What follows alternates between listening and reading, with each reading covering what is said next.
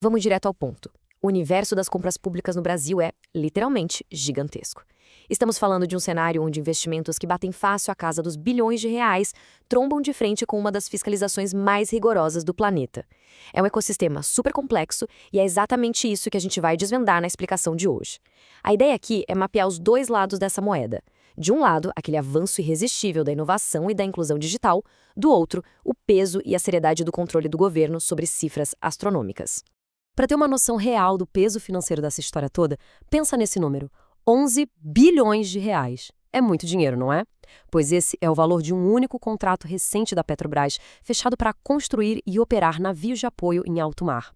Não é só uma comprinha do dia a dia. É uma manobra econômica gigante que movimenta a indústria nacional inteira, lota estaleiros locais e exige tecnologia de ponta. Isso mostra perfeitamente o nível altíssimo das apostas quando o assunto é contrato público no país. Cada decisão tomada tem um impacto formidável na economia. E aí a gente esbarra na grande questão da nossa análise. Como é que um país consegue equilibrar essa vontade urgente de inovar no mundo digital com a rigidez absoluta que a lei exige? Imagina o tamanho do desafio.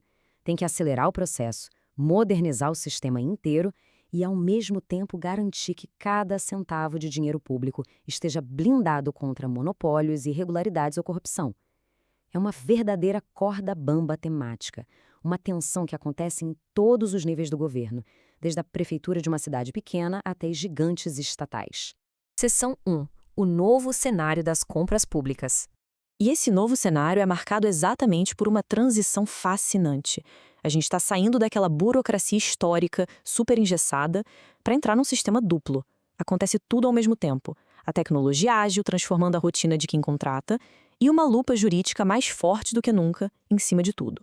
Ao longo do nosso mergulho hoje, a gente vai ver histórias super inspiradoras de modernização local rolando em paralelo com aqueles clássicos contos de alerta sobre intervenções pesadas do governo federal.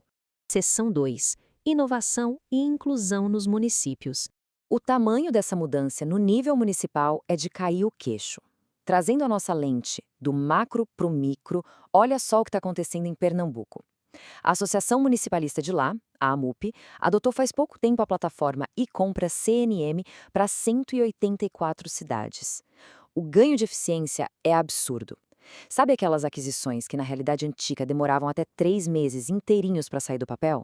Pois é, agora com essa ferramenta digital tudo pode ser resolvido em cerca de 2 dias. É uma revolução na agilidade administrativa. E o negócio ganha escala muito rápido. Para se ter uma ideia, esse novo mercado digital do governo junta num só ambiente mais de 80 mil fornecedores credenciados. Isso expande a competição de um jeito estrondoso. Acaba simplificando a vida de todo mundo e permite que até prefeituras menores, que antes não tinham capacidade técnica, consigam acessar uma rede de fornecedores gigantesca e super diversificada. E essa mesma lógica aparece em outro caso de sucesso fantástico. Dessa vez, lá na capital pernambucana. A Prefeitura do Recife criou o programa GoMei. A ideia era quebrar de vez aquelas barreiras históricas que deixavam os microempreendedores individuais de fora das licitações. Deu tão certo que eles levaram o primeiro lugar no Prêmio Nacional do Sebrae. O pulo do gato foi a simplicidade. A comunicação passou a rolar direto por aplicativos que todo mundo usa todo dia, tipo WhatsApp. Mais do que dar certo localmente, o GoMei acabou servindo de inspiração gigante para uma plataforma nacional do governo federal, o Contrata Mais Brasil. E quando a ideia virou nacional, o impacto foi impressionante. Esse programa, o Contrata Mais Brasil, gerou em apenas um ano quase 14 milhões de reais em renda direta só para os microempreendedores individuais. É a prova real de como pegar uma inovação de uma cidade e transformar numa política de inclusão para o país inteiro facilita absurdamente o acesso de pequenos negócios ao mercado gigantesco de compras governamentais. Seção 3. A complexidade dos supercontratos. Agora vamos afastar um pouco a lente do nível municipal e voltar para aquela escala federal massiva. Retornamos à Petrobras e àquela iniciativa de 11 bilhões de reais que comentei. A gente está falando de um acordo com uma multinacional norueguesa, a DOF Subsea, para construir e operar 4 embarcações especializadas em águas profundas lá no estaleiro Navship, em Santa Catarina. Mais do que ir lá e comprar navios, é um xadrez operacional e jurídico de altíssima complexidade. As fontes detalham esse acordo usando um formato muito interessante, o modelo BCO, sigla em inglês para construir, afretar e operar. Basicamente, em vez de fazer várias licitações separadas, a estatal colocou tudo numa solução econômica única. O fornecedor constrói o ativo naval, disponibiliza a embarcação sob regime de afretamento e, além de tudo, ainda opera serviços supertécnicos de inspeção e reparo submarino com veículos remotos. São 3 obrigações de naturezas completamente distintas integradas no mesmo pacote.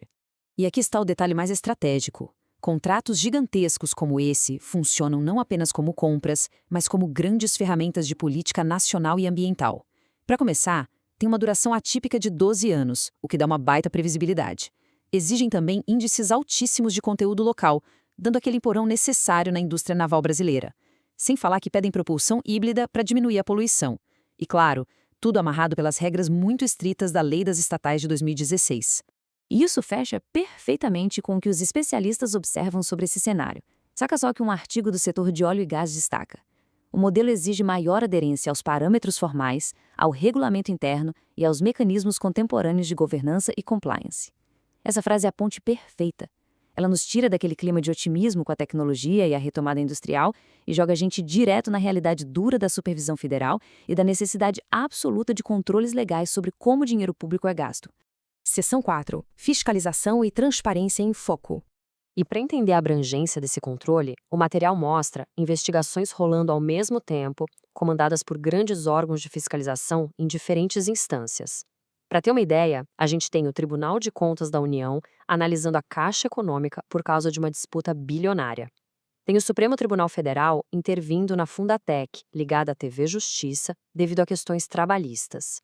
E em nível regional, o Tribunal de Contas do Estado do Maranhão, investigando a Prefeitura de Viana por uma suposta quebra de sigilo. Vamos dar um mergulho rápido em cada um desses impasses. Começando pelo bloqueio imposto pelo TCU numa licitação de quase R$1,5 bilhão da Caixa. A intenção do banco era comprar mais de 6 mil caixas eletrônicos usando uma estratégia de lote único. A defesa oficial da Caixa era que um fornecedor exclusivo baixaria os custos e evitaria aquela dor de cabeça de integrar equipamentos de marcas diferentes. Só que o tribunal não engoliu história. Eles barraram a compra, dizendo que a Caixa simplesmente não apresentou estudos quantitativos concretos que provassem que ia rolar mesmo esse ganho todo. E o grande motivo para o TCU travar tudo se resume a uma expressão crucial: o lock-in tecnológico, ou aprisionamento tecnológico. É quando um cliente fica tão dependente de uma única empresa para produtos e serviços que ele simplesmente destrói a possibilidade de concorrência futura. O tribunal deu o alerta. Entregar um contrato dessa magnitude para uma só empresa cria um risco enorme de amarrar o banco a ela, matando a concorrência a longo prazo e podendo causar graves prejuízos aos cofres públicos. Mudando de cenário, as fontes mostram que o próprio STF, na sua parte administrativa, multou a Fundash, que é a empresa que administra a TV Justiça. Eles tomaram uma multa de quase R$87 mil e ficaram proibidos de assinar novos contratos com a corte por 1 ano. Os motivos relatados envolvem severas violações trabalhistas, incluindo o atraso crônico no pagamento do FGTS dos funcionários. O aspecto mais notável dessa história é que as punições caíram justamente na hora em que a fundação tentava avançar para as próximas fases de uma licitação para continuar prestando os mesmos serviços. E, finalmente, descendo ali para o nível das cidades, encontramos a investigação do Tribunal de Contas do Maranhão sobre o pregão número 024 da Prefeitura de Viana. A denúncia aponta para um possível direcionamento no processo. E olha o que levantou suspeita. A empresa vencedora apresentou uma proposta com valores absolutamente idênticos ao orçamento interno da prefeitura. Detalhe: pelas regras, esse orçamento deveria ser um documento totalmente mantido sob sigilo. É um exemplo perfeito de como os guarda-costas regulatórios regionais estão trabalhando em tempo real para proteger o dinheiro público. O que fica muito claro em toda essa nossa análise é que o ecossistema está em franca transformação. Inovações que agilizam processos de meses para dias caminham lado a lado com bloqueios inflexíveis de contratos bilionários por falha de justificativa. E isso deixa uma grande reflexão final. O grande objetivo das compras públicas no futuro será simplesmente gastar menos dinheiro ou será gastar melhor, garantindo um equilíbrio real entre o estímulo econômico e o rigor ético absoluto. Fica a reflexão de como isso vai moldar a economia do país nas próximas décadas. Muito obrigado por acompanhar mais essa explicação e a gente segue de olho nos próximos capítulos.